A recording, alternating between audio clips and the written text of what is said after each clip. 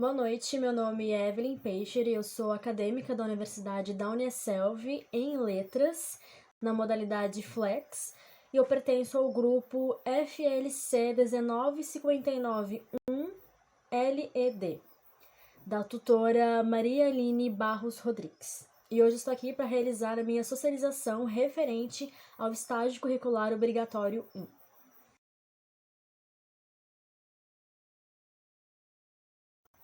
Bom, a minha área de concentração é ensino da língua portuguesa e o meu tema é as diferenças do ensino da língua portuguesa nas instituições públicas e privadas.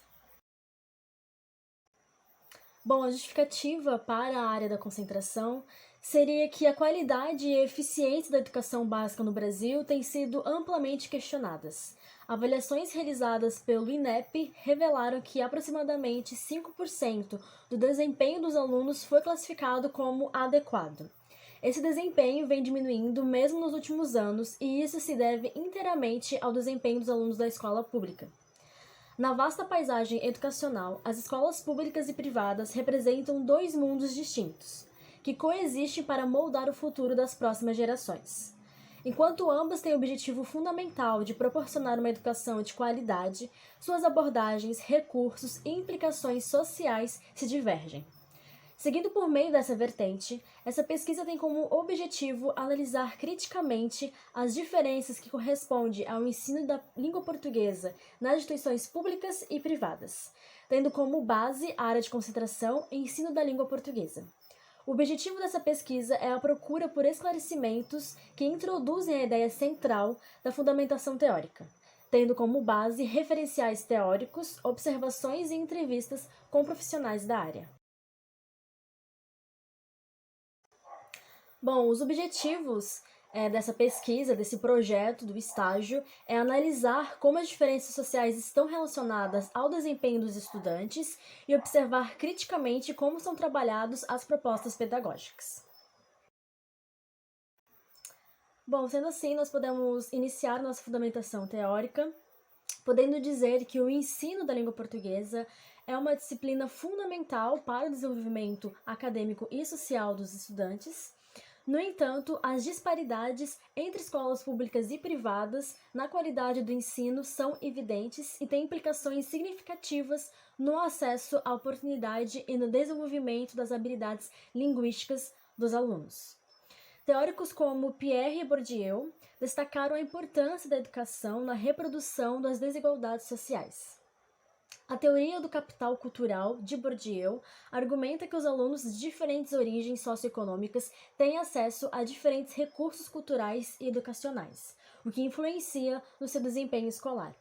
Então, segundo Bourdieu, para que sejam favorecidos os mais favorecidos e desfavorecidos os mais desfavorecidos, é necessário o suficiente que a escola ignore, no âmbito dos conteúdos do ensino que transmite, dos métodos e técnicas de transmissão e dos critérios de avaliação, as desigualdades culturais entre as crianças das diferentes classes sociais.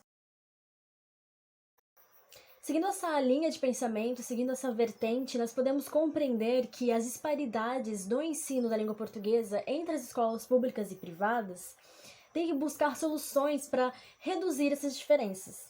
Podemos contribuir para um sistema educacional mais justo e igualitário, garantindo que todos os alunos tenham acesso a uma educação de qualidade, independentemente de sua origem socioeconômica. Os alunos que atualmente frequentam o ensino fundamental e médio no Brasil, por meio das instituições públicas, acabam enfrentando dificuldades de aprendizagem devido a péssimas condições que enfrentam.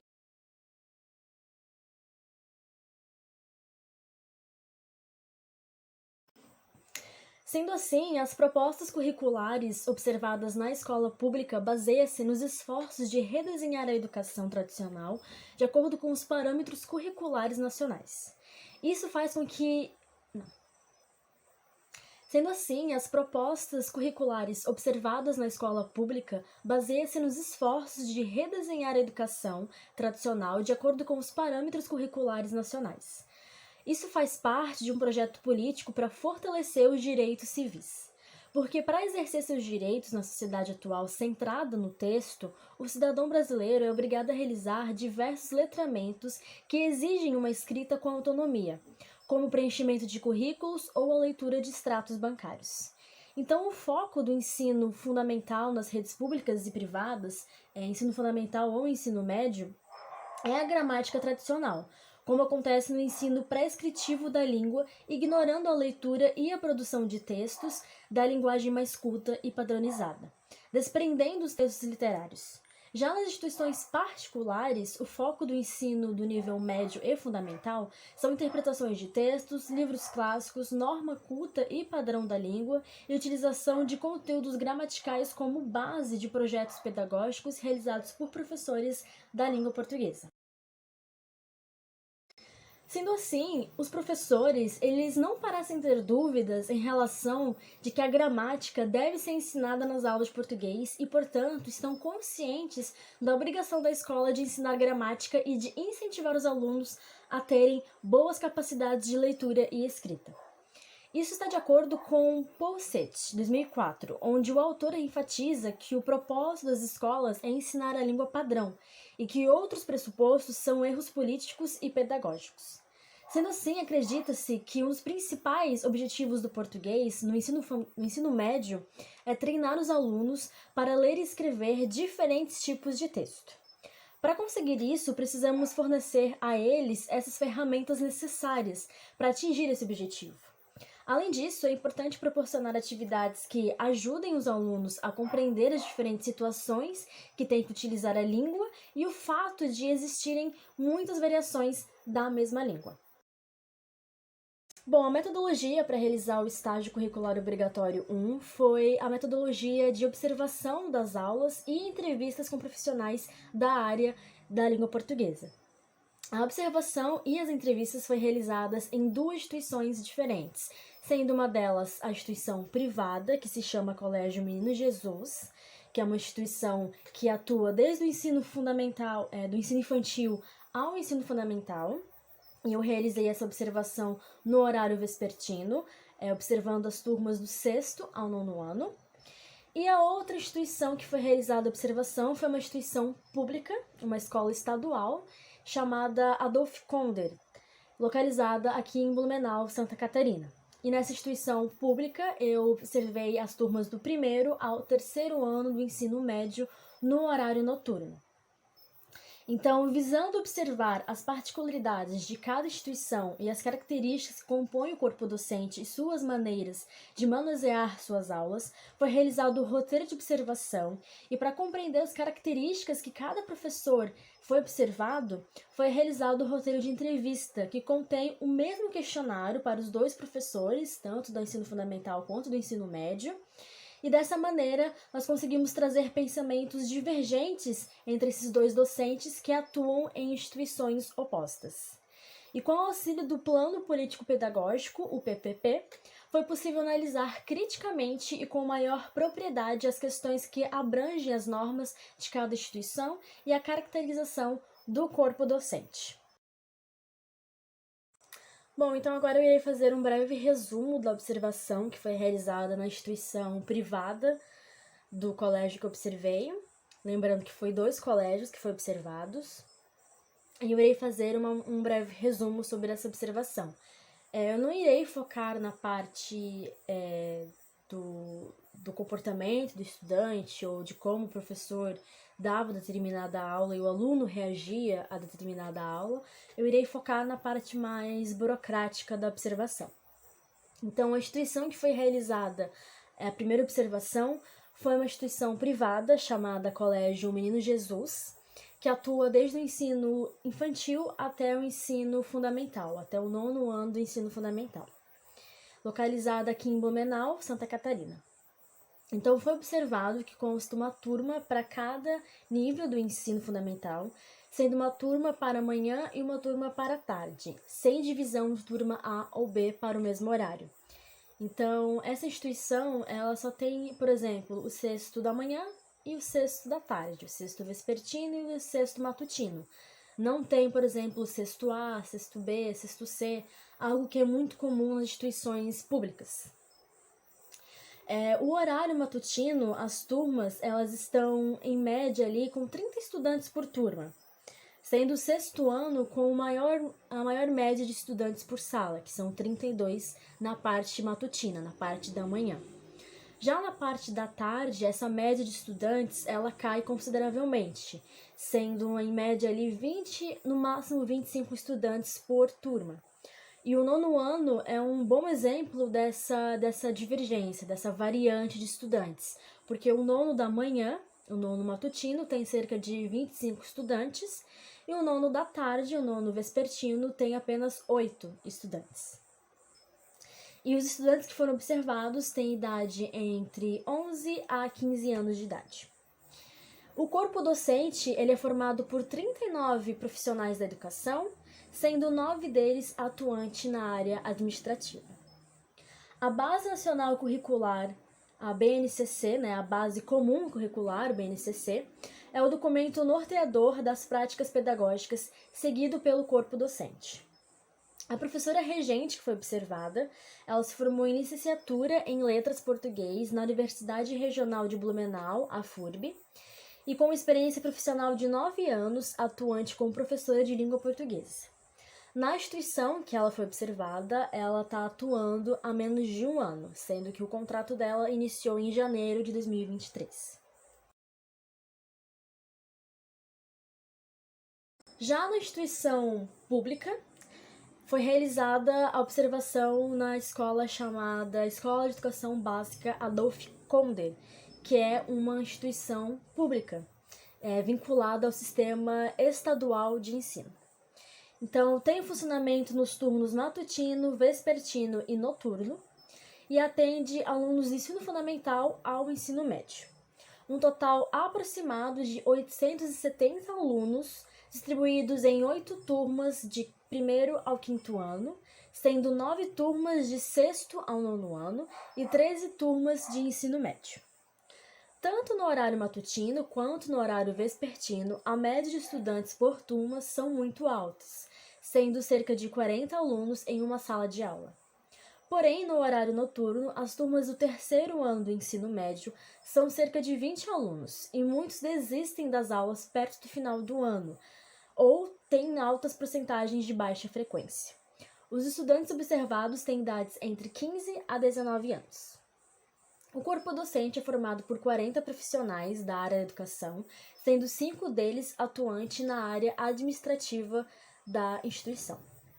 A Base Nacional Comum Curricular, a BNCC, é o documento norteador das práticas pedagógicas seguido pelo corpo docente, igual à instituição privada. O professor regente observado, ele se formou em licenciatura em Letras Português na Universidade Regional de Blumenau, na FURB, e possui pós-graduação e mestrado em literatura, tendo como foco a educação. Na instituição que foi observado, o professor atua há 15 anos, tendo iniciado seu contrato de trabalho em 2008, conseguindo o cargo através de concurso público. Bom, agora eu vou falar um pouco sobre o roteiro de entrevista, que foi focado um pouco na vida profissional do professor e também sobre a visão dele sobre essa nova geração e qual é a dificuldade que ele se encontra no momento em ensinar língua portuguesa e qual é o maior receio dele para o futuro. Então, esse foi mais o foco do roteiro da entrevista, Então, eu fiz o mesmo questionário, tanto para o ensino fundamental, para o professor do ensino fundamental, quanto para o professor do ensino médio, eu fiz o mesmo questionário. Então, a questão 1 foi qual a área de formação que o professor é formado. A questão 2 foi quanto tempo o professor atua na área da educação. O questionário 3 foi por que ele escolheu a área da língua portuguesa. A questão 4 foi quanto tempo ele atua na instituição que foi observado e por que ele escolheu aquela instituição. A questão 5 foi qual recurso, podendo ser midiático ou técnico, que tem preferência em utilizar em suas aulas. A questão 6 foi analisando a forma de ensino da língua portuguesa de hoje para 5 anos atrás, quais diferenças você nota? A questão 7 foi se o professor acredita que o ensino da gramática nas aulas da língua portuguesa são importantes e o porquê ele acredita nessa importância.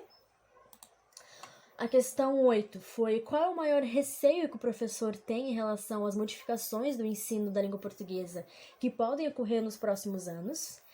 A questão 9 foi: qual é o maior receio que o professor tem em relação às próximas gerações que serão futuros alunos da língua portuguesa? E a questão 10, que foi a última questão, foi: qual a sugestão que o professor daria para melhorar o ensino da língua portuguesa na instituição que ele atua? Então, esses foram os questionários utilizados no roteiro de entrevistas que foi realizado com os professores de língua portuguesa que foram observados.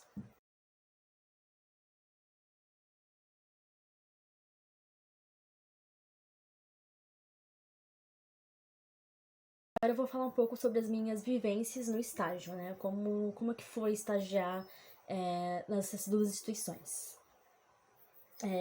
Eu vou falar aqui resumidamente sobre como foi a experiência. Bom, a experiência de estágio que realizei contribuiu de maneira significativa para minha formação como futura professora. Os objetivos propostos no início do estágio, as dificuldades encontradas e os resultados alcançados foram elementos cruciais nesse processo. E no início do estágio, estabeleci objetivos claros para aprimorar minhas habilidades como professora em formação. Esses objetivos incluíam aumentar minhas habilidades de planejamento de aulas, os métodos de ensino e estratégias de avaliação, aprimorar minhas habilidades de comunicação com os alunos, colegas e pais e obter uma compreensão mais profunda das dinâmicas na sala de aula e das necessidades dos alunos. Então, durante o estágio, eu enfrentei algumas dificuldades que representam desafios, mas que também me proporcionaram valiosas oportunidades de aprendizado. Eu lidei com diversidade de estilos e aprendizados diferentes, e o gerenciamento da sala de aula eficaz provou ser complexo, mas com o tempo aprendi a estabelecer rotinas e expectativas que promoveram um ambiente de aprendizado mais produtivo. Então, no final do estágio, eu pude perceber que os resultados positivos da minha jornada como estagiário, minhas habilidades de planejamento de aulas e ensino tornaram-se mais sólidas e mais confiantes. Eu aprendi a adaptar meu ensino para atender às necessidades individuais dos alunos e desenvolvi uma comunicação mais eficaz também com os alunos. Bom, então essa foi a socialização do estágio curricular obrigatório 1. Eu gostaria de fazer um agradecimento especial para a tutora Maria Aline de Barros pelas orientações que foram dadas ao longo do semestre, que me auxiliou muito. Também gostaria de fazer um agradecimento especial aos professores regentes que foram observados. Eles foram maravilhosos e deram muitas dicas valiosas que vão ser muito boas para o meu futuro. E eu espero também estar com eles na próxima jornada, que seria o próximo estágio curricular obrigatório. Então, muito obrigada a todos e até a próxima apresentação.